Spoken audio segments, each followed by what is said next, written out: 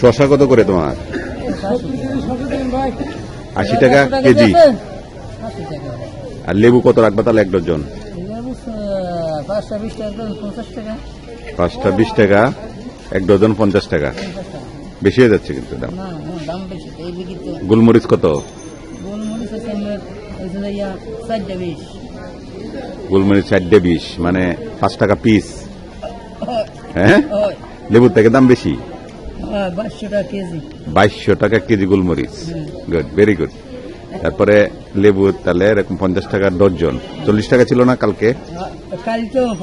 কালকে 50 টাকা, এর আগের দিন 40 টাকা ছিল। শশা 80 টাকা। শীতের মধ্যে শশা খাই কে?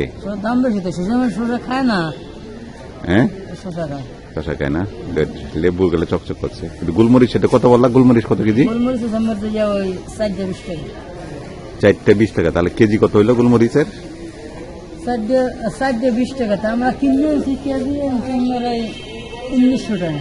1900 টাকা কেজি গোলমরিচ। বেচবা কত? 150 টাকা। বেচবা কত?